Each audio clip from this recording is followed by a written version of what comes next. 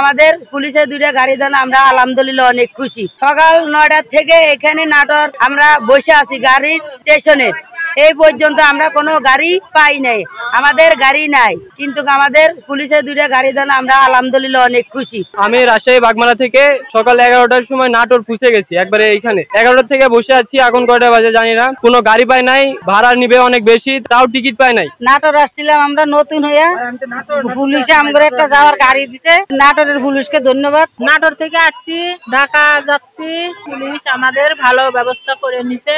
আমি গর্ভবতী, আমার খুব কষ্ট হচ্ছিল, মানে এত সুন্দর একটা ব্যবস্থার জন্য খুবই ধন্যবাদ। আমাদের মতন সাধারণ মানুষ যারা কাজকর্ম করে খায়, খেটে খায়, অনেক দূরে থাকি আমরা, বাড়ি ছেড়ে অনেক দূরে থাকি, এই ঈদ সময় আপাতত গাড়ি পাওয়া যাচ্ছে না।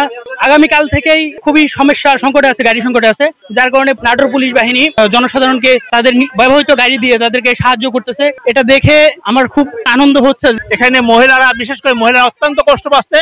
যখন শুনলাম যে বাংলাদেশ পুলিশ একটা বাস দিয়েছে, আমি একটু আশাহত হলাম এবং আসি পুলিশকে বললাম যে আমি মুরব্বী মানুষ, আমাকে একটু জায়গা দেন। উনি সহানুভূতি দেখায়, আগে মহিলাগুলোকে নিয়েছে, তারপর আমাকে নিয়েছে। আমি অনেক অনেক ধন্যবাদ বাংলাদেশ পুলিশ। যখন আমাদের সামনে এরকম কোন জনদুর্ভোগ চোখের সামনে আসে, আমরা আমাদের সামর্থ্য নিয়ে তাদের পাশে দাঁড়ানোর চেষ্টা করি। যেহেতু ঈদুল আজহা পরবর্তী গরমুখী মানুষ তার কর্মস্থলে ফিরে যাবে, এই সময় অনেক তাদের বাসের টিকিটের সংকট থাকে, তার ফেরা অনিশ্চিত অবস্থা আমরা উপলব্ধি করছি। সেই উপলব্ধি বোধ থেকে জেলা পুলিশ তার নিজস্ব ক্যাপাসিটিতে যে দুইটা বাস তাদের আছে, এখানে যতটুকু সম্ভব আমরা যাত্রীদেরকে নিয়ে তাদের কর্মস্থলে আমরা পৌঁছে দেওয়ার চেষ্টা করছি। আমরা গতকালও একইভাবে আমরা প্রায় 100 শতাধিক যাত্রীকে পৌঁছে দিয়েছি, আজকেও একই উদ্যোগ আমরা অব্যাহত রেখেছি।